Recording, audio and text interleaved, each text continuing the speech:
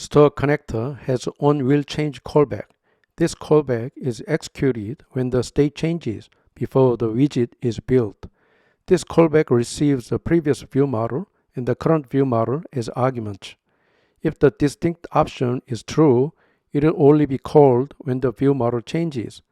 The onWillChange callback is useful for displaying a dialog or navigating when the state changes. StoreConnector has onDidChange callback similar to onWillChange callback. OnDidChange is executed after the widget is built when the state changes, as the name suggests. If the distinct option is true, it will only be called when the view model changes. This is useful to run some animation after the build is complete. Note that if you navigate using build context within the onDidChange callback, problems may arise.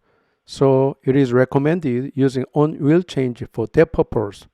An example of using the onDidChange callback will be seen in the app you will create later. Let's make an onWillChange callback inside the StoreConnector. As an argument, we will receive prev of nullable view model type and current of a view model type. Cut the code of the builder below and paste it into onWillChange callback. In the body of onWillChange callback, modify VM to current and delete all add post frame callbacks. Let's do a hard restart and test. 1, 2, 3, and dialog were displayed normally, and when it became 5, it was moved to other page. And StoreConnector provides other callbacks. Let's take a look at some of them. The first is onInit callback. OnInit callback receives store as an argument and is executed when StoreConnector is initialized. It can be useful when dispatching an action that gets data when the widget is first displayed. We'll see an example usage later. The other is the onInitialBuild callback. This callback is a void type function that receives the view model as an argument and is executed after the widget is first built.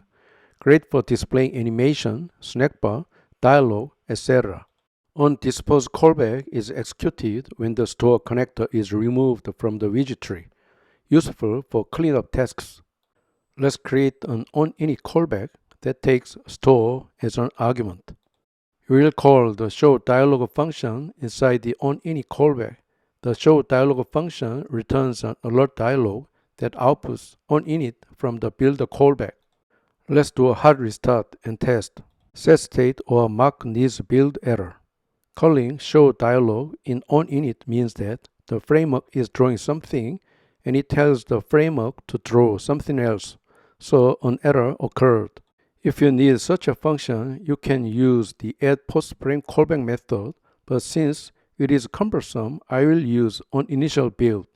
I will modify onInit to onInitialBuild and the store argument to view model argument. Let's run it after a hard restart. The dialog is displayed normally. Flutter Redux's StoreConnector provides a variety of callbacks.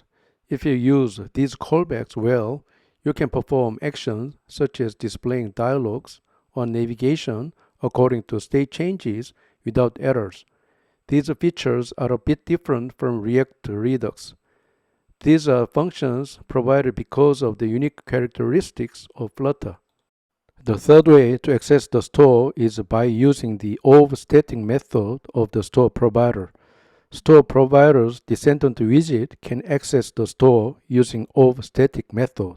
A point to note is that you must provide complete type information when using it. And if you want to use of_static method in stateful widgets initState method, you must set the listen option to false. It is mainly used when dispatching an action in the form's submit method. Unlike a store builder or StoreConnector, it does not rebuild even if the state of the store changes. You can also see examples of the use of of_static method in an app we'll create later.